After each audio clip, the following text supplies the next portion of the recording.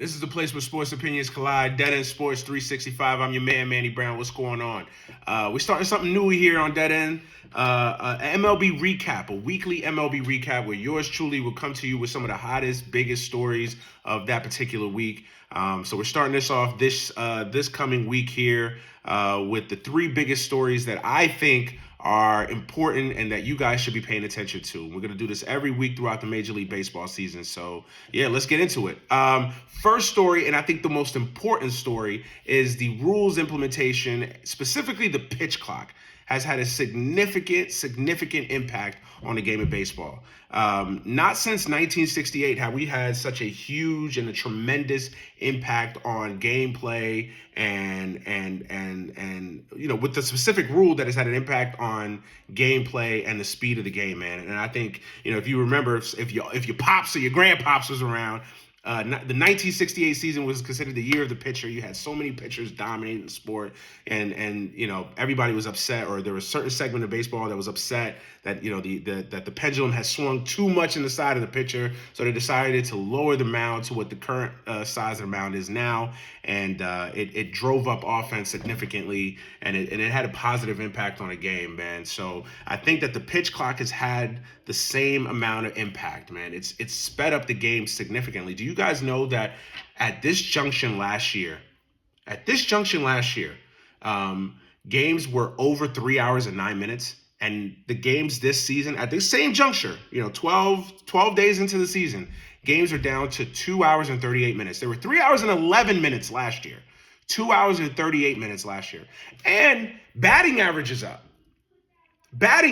So that means that it's not just a situation where guys are just, sacrificing offense because they know that they're in a situation where they've got to get up to the plate, hit, and that's sacrificing their offense. No, offense is up throughout the sport. Now, also, the shift has been eliminating. The bases are bigger, so that means more stolen bases. So I think that these rule changes as a whole has had a significant impact on the game, man. And it's made it for a more fun and exciting game. I think that 2 weeks in, I think you're seeing quicker games. I think you're seeing exciting games. I think you're seeing the advent of stolen bases returning to being a significant part of teams' offense and routines on a daily basis.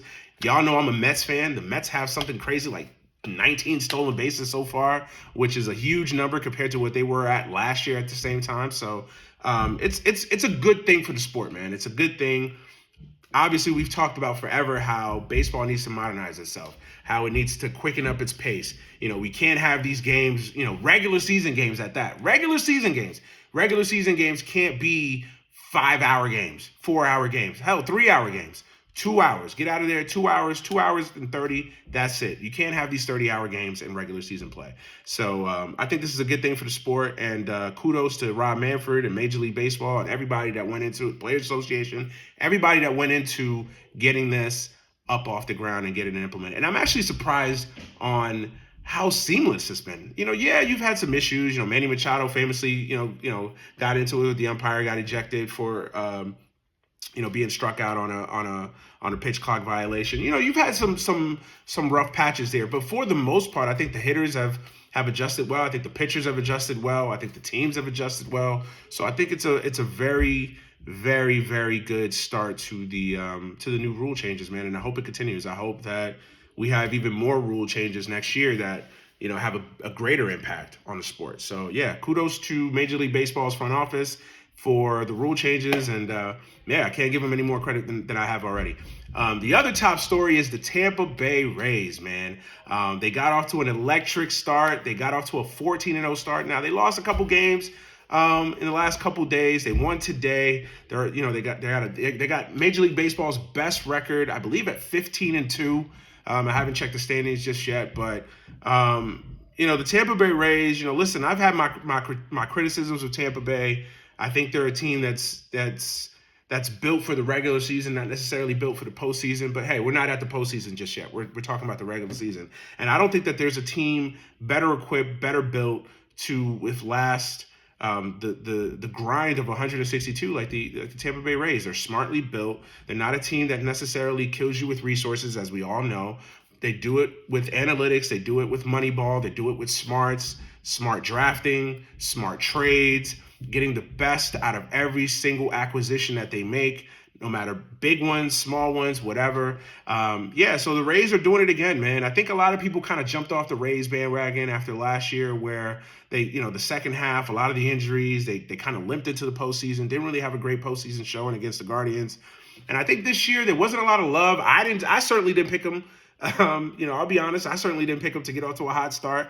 I thought they would be decent. I thought they'd be good, but I kind of felt like, maybe the Rays were a team on a decline, but, listen, at least through 2 weeks, they are showing themselves to be, if not the best team in the American League, one of the best teams in the American League. And, with this hot start, they got a great pitching staff.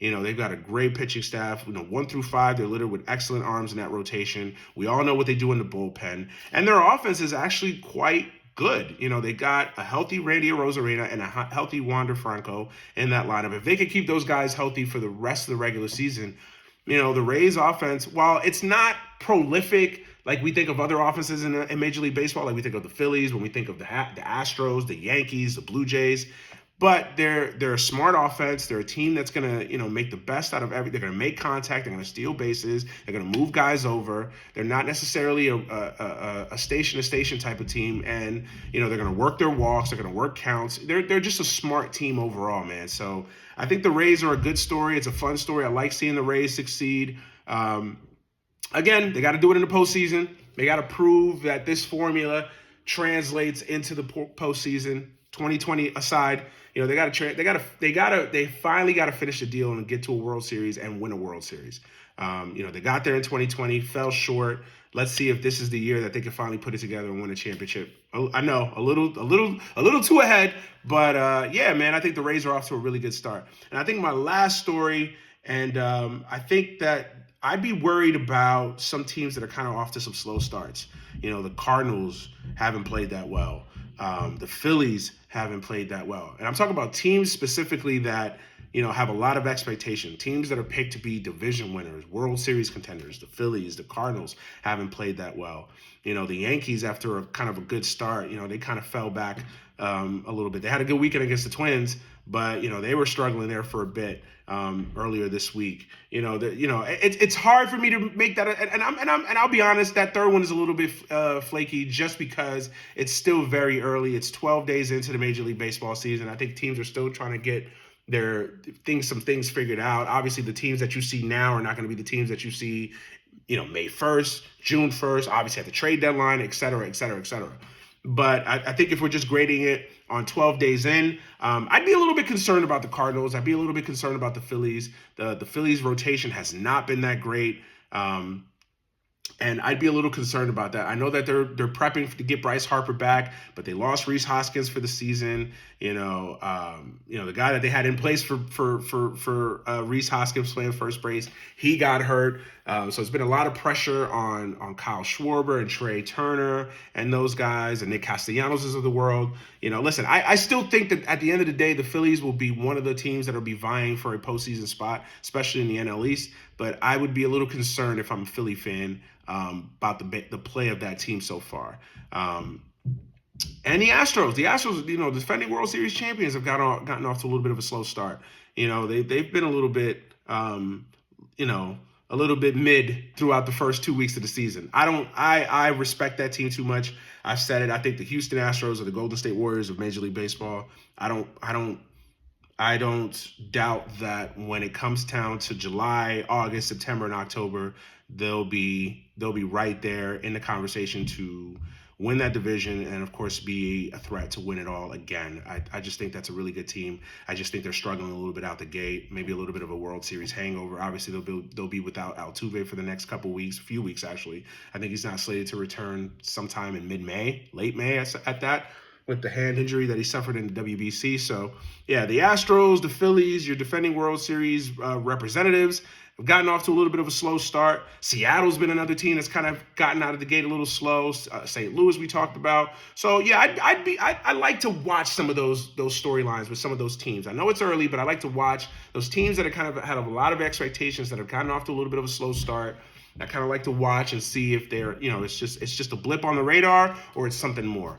But yeah, man, those are my 3 stories for the MLB recap. I'll be back next week with another edition of this, and every week Every Sunday of the Major League Baseball season, we'll be here. I'll be here with an MLB recap. As always, man, thank you for supporting everything that we do here at Dead End Sports, man. Thank you. Check out all the shows, Dead End Sports, Dead End Gaming, Any Given Sunday, which is coming back really, really soon. I promise y'all, sooner than y'all think.